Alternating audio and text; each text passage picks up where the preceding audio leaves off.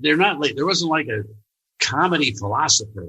And these days, people mistake my philosophy for a political view. And I say, it's more like an observation. If I just watch, and that's where philosophy has been really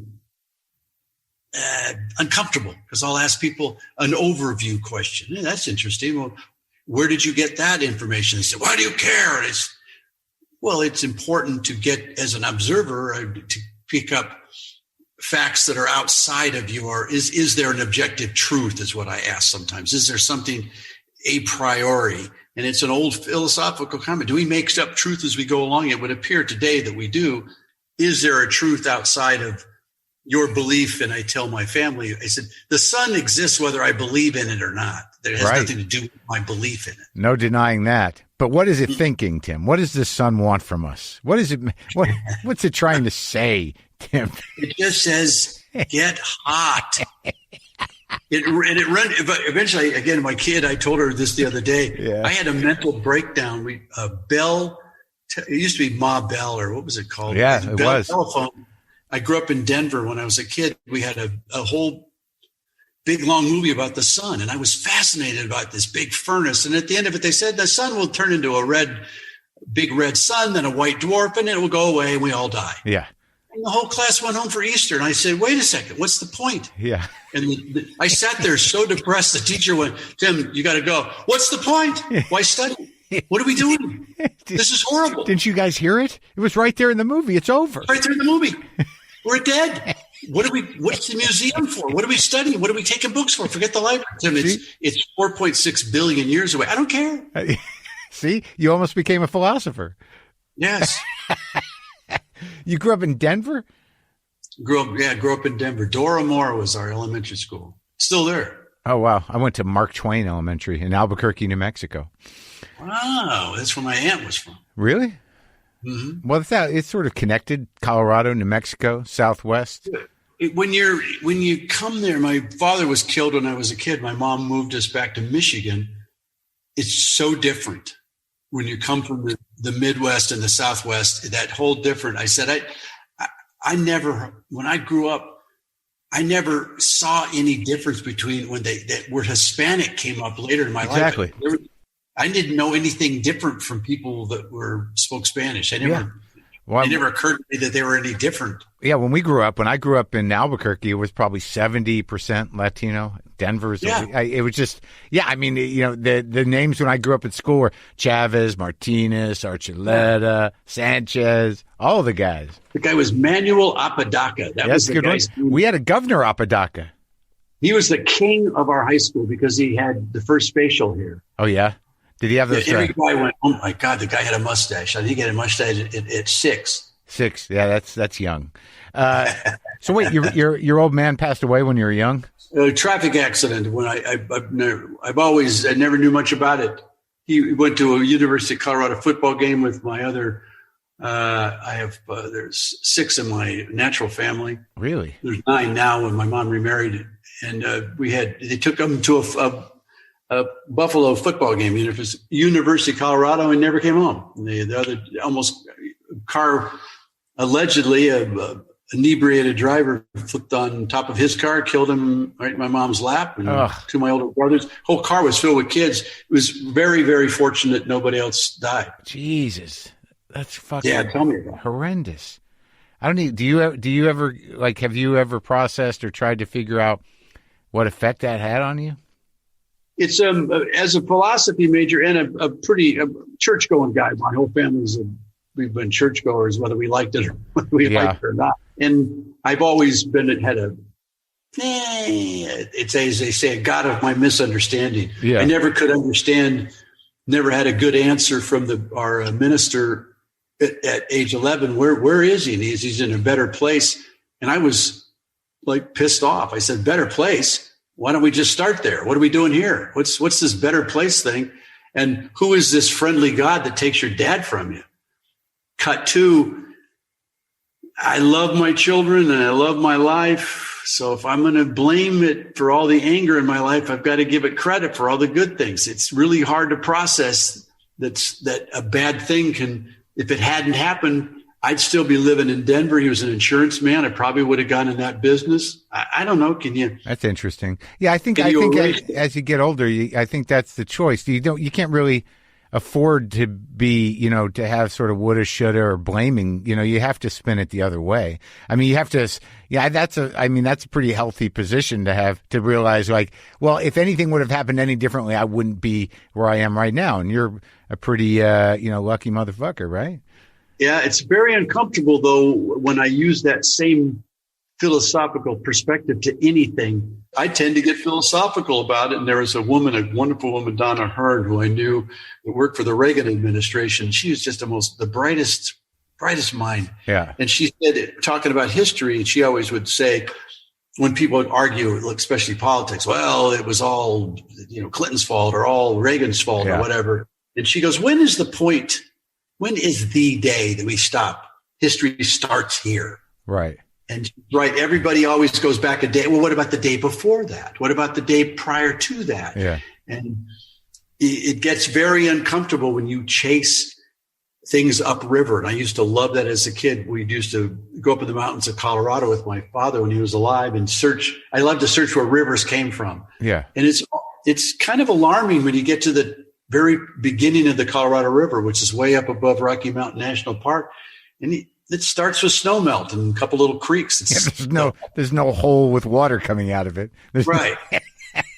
It's sort of uneventful. You got to be careful upriver. You might, as they said on the Planet of the Apes, when Taylor's got the horse, he goes, "What will I find, Xeris?" And he goes, "You might not like what you find." Yeah, but you felt like you did carry like a chip on your shoulder for years.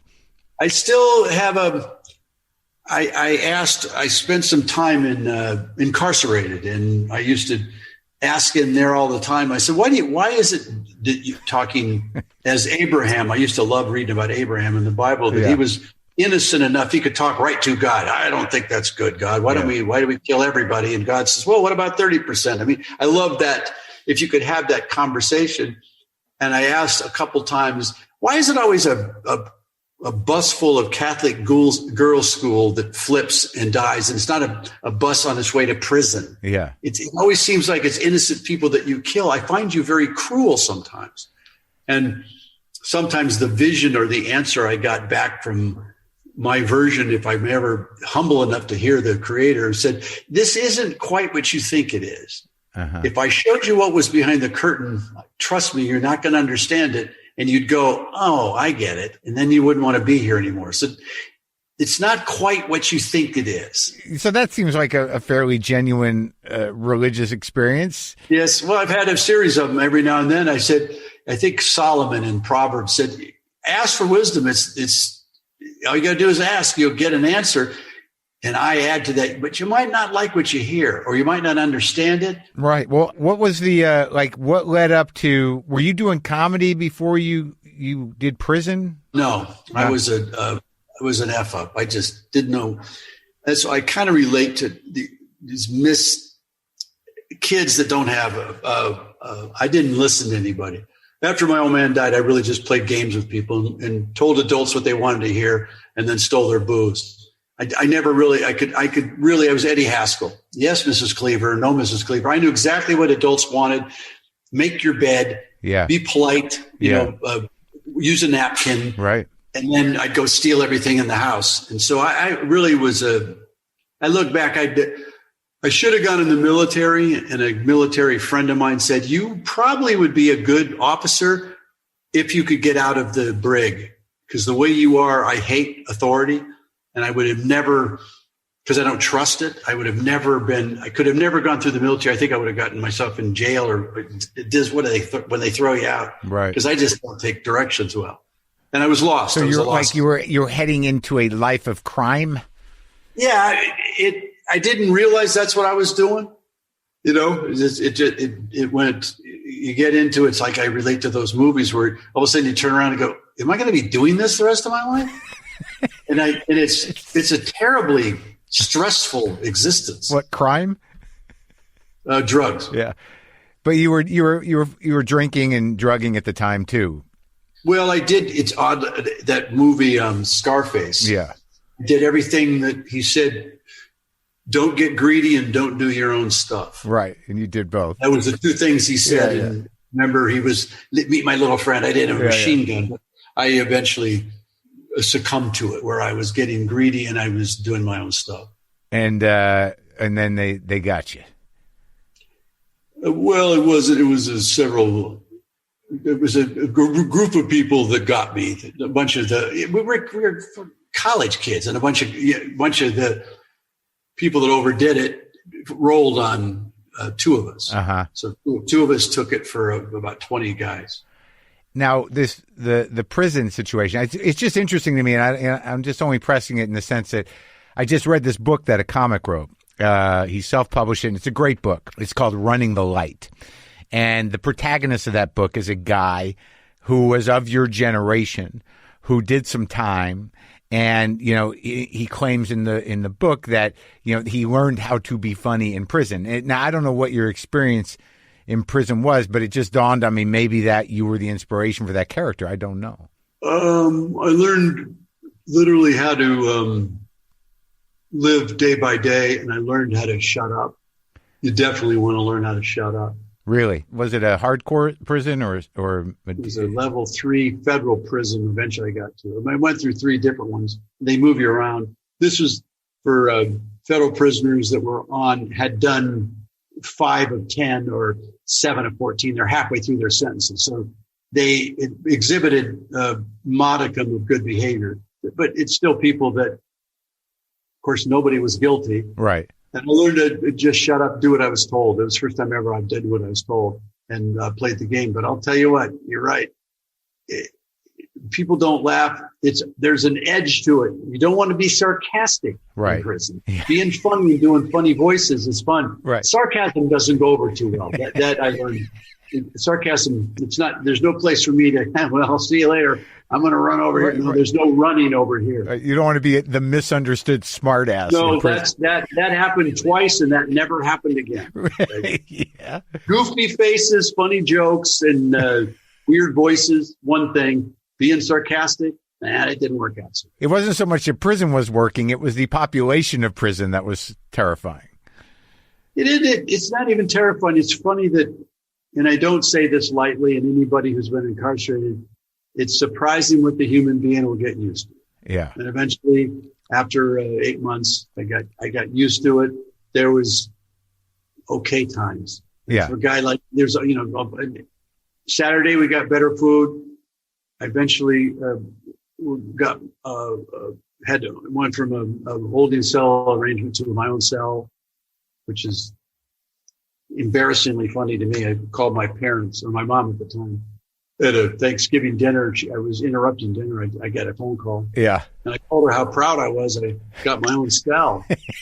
And you're really proud of it. And she goes, well, that's good. Steve graduated Purdue.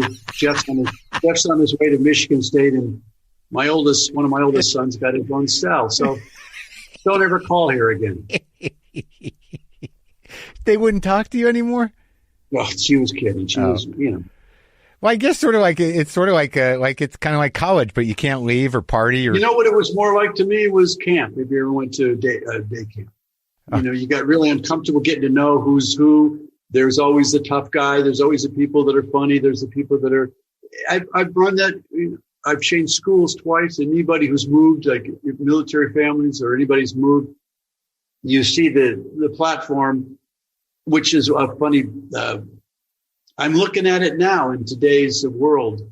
There's nobody responsible anymore. It's like the whole world is camp or high school. I remember that Commons in high school. There's the cool group, the athletes and the cheerleaders, the AV group that I hung out with kind of. I like the guys that put the film strip together. There's the shop guys, the geeks, and there was kind of chameleons that moved around.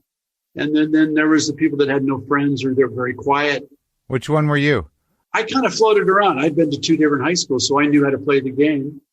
But I'm funny, man. And when you're funny, in my case, when you're truly funny, and I believe I'm truly funny, you own it. People like being around. Right. You can go wherever you want. You go wherever you want. I had a real bad complexion, so I wasn't a real handsome kid. And still girls kind of liked me and guys want to hang out with me. And I hung out with the football players because I like going to the gym. I was a gym rat. So they taught me that. I love being around the football players. I love the shop guys.